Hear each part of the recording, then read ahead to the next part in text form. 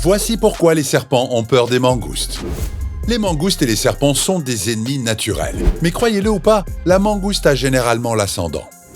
Comment se fait-il qu'un petit rongeur ait raison d'un serpent venimeux et que son adversaire le plus redoutable soit le cobra? D'ailleurs, même les cobras royaux ont peur de la mangouste. Comment se fait-il qu'un cobra royal, l'un des animaux les plus mortels de la planète, ait peur d'un animal de la taille d'un chat? Ces bêtes rampantes mortelles peuvent cracher leur venin jusqu'à 1,50 m, alors comment peuvent-ils perdre contre une mangouste? Eh bien, plusieurs raisons donnent à la mangouste un avantage sur les serpents, et c'est pourquoi les serpents ont peur de la mangouste. Mongoose is persistent and on the hunt. When the mongoose moves into attack, the cobra strikes and misses.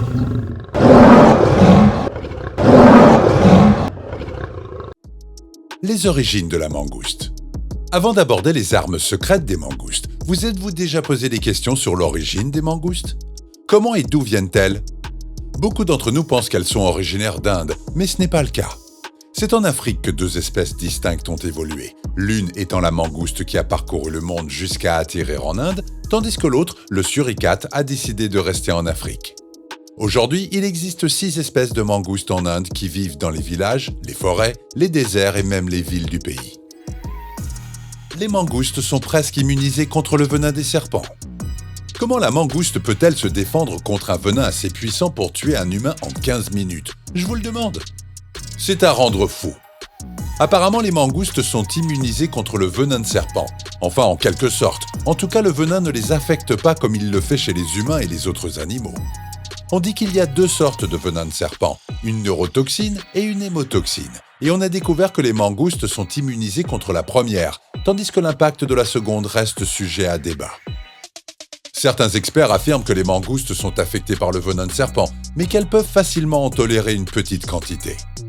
Cela explique pourquoi la mangouste n'a pas peur des serpents, et même si le venin l'affectait, elle éviterait simplement de se faire mordre grâce à ses mouvements de ninja.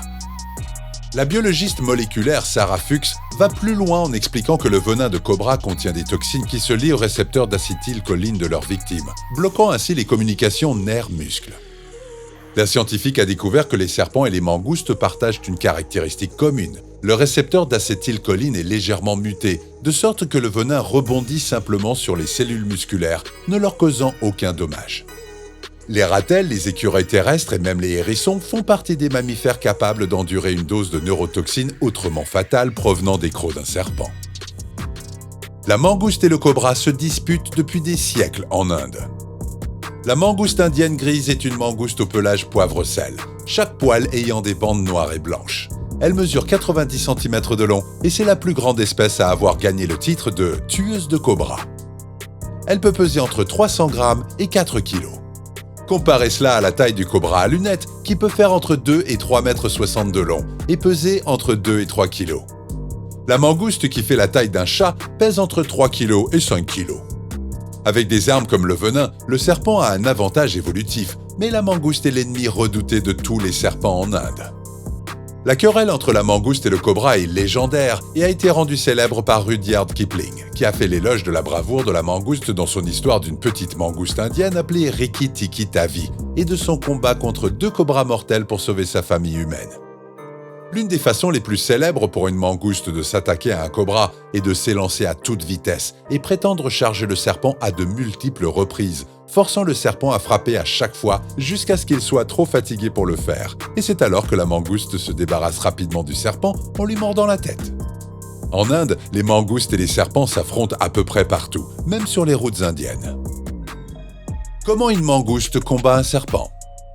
L'une des techniques les plus efficaces que les mangoustes utilisent contre les serpents est de se gonfler pour paraître 2 fois plus grande. Il est alors difficile pour le serpent de frapper avec précision. C'est un véritable cauchemar pour tout serpent qui ferait de son mieux pour éviter les mangoustes à tout prix. Les mangoustes sont considérées comme intrépides et les serpents le savent, c'est pourquoi elles sont l'ennemi naturel des serpents. C'est peut-être pour cette raison que les serpents craignent autant les mangoustes. Et bien sûr, n'oublions pas la technique d'attaque frontale intrépide des mangoustes, qui ne reculent pas devant un combat et un 1 contre 1. Lorsqu'une mangouste s'empare d'un serpent, elle ne le lâche plus. Même s'il s'agit d'une petite mangouste, comme Rikki Tikki Tavi, elle ne lâchera pas le serpent malgré les coups qu'il donne. Elle augmentera sa force de morsure jusqu'à ce que le serpent n'existe plus. La mangouste provoquera également le serpent en lui mordant la queue et en se jetant sur lui jusqu'à ce que le serpent soit fatigué. Une mangouste expérimentée se contentera d'une seule morsure pour écraser le crâne du serpent. Mangouste combattant un cobra à lunettes. Voici un redoutable cobra à lunettes, originaire d'Inde et très venimeux. Il pénètre dans le territoire de la mangouste qui, au début, renifle juste l'intrus et continue de vadrouiller le long de la rivière. Si vous voulez mon avis, je pense qu'elle est juste craintive et attend le bon moment pour frapper. Le cobra est en alerte et la mangouste revient et donne un coup au serpent comme si elle testait ses défenses, comme Bruce Lee dans Opération Dragon. Elle tourne ensuite autour du cobra et attaque à nouveau. Le cobra frappe à son tour, mais il n'est pas assez rapide pour la mangouste qui fait mine de s'enfuir, mais revient et donne un grand coup au cobra. Au moment où le cobra est assommé, la mangouste l'attaque rapidement en le mordant à la tête. C'est un cobra malchanceux qui va finir au menu de la mangouste ce soir. Elles aiment les champs de bataille ouverts. Lorsqu'une mangouste attaque un serpent, elle suit généralement une stratégie. Outre l'attaque frontale composée d'une morsure à la tête, elle force le serpent à sortir à découvert. Un champ sans feuillage est l'arène de combat préférée de la mangouste, car c'est là qu'elle peut utiliser ses sauts de ninja, son agilité et ses mouvements à la Bruce Lee. De plus, dans une zone buissonnante, la mangouste est limitée, ce qui donne au serpent l'avantage de se glisser sur le sol et de s'enrouler facilement autour de la mangouste. En plein air, c'est une toute autre paire de manches. La mangouste effectue de nombreux mouvements latéraux, obligeant le serpent à se déplacer latéralement ou dans différentes directions, ce que le serpent déteste. Les virages brusques peuvent même briser ou endommager la colonne vertébrale du serpent. Il serait alors une cible facile pour la mangouste. Les mangoustes recherchent même les serpents pour les détruire. En Inde, on dit souvent que s'il y a une mangouste, il y a des serpents à proximité.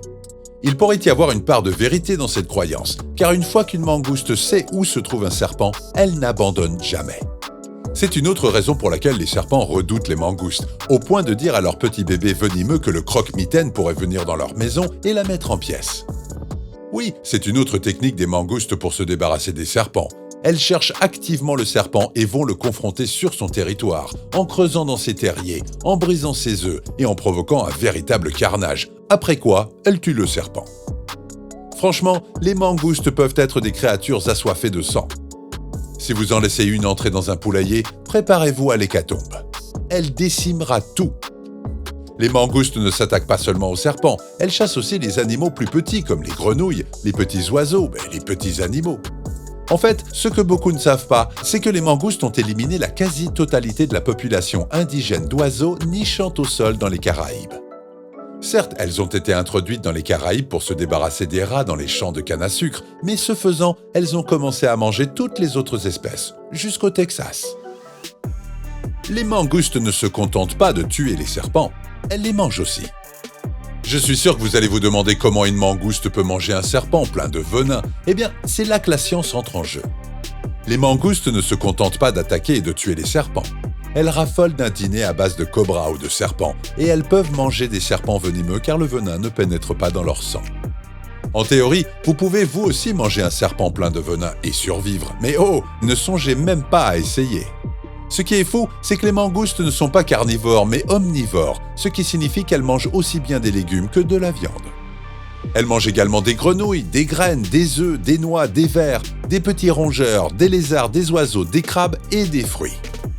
Mais elles ont quand même une préférence pour le serpent.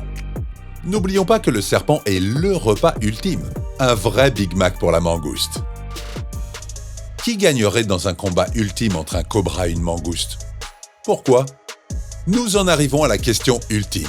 Dans une épreuve de force entre un cobra et une mangouste, qui gagnerait réellement? Eh bien, je pense que nous avons établi le fait que la mangouste a un net avantage. Mais cela ne signifie pas pour autant que le serpent n'a aucune chance. Parfois, le combat se termine mal pour la mangouste. Oui, dans 80% des cas, la mangouste est la plus forte, mais le cobra a aussi 20% de chance. Et si la mangouste est une jeune mangouste inexpérimentée, ou si elle fait une erreur, une forte dose de venin injectée en plusieurs morsures, surtout par un cobra royal, peut suffire à achever la mangouste. Tout comme ce cobra royal géant qui se bat dos au mur. Une stratégie intelligente est de garder la mangouste en face de soi, et finalement, la mangouste s'enfuit.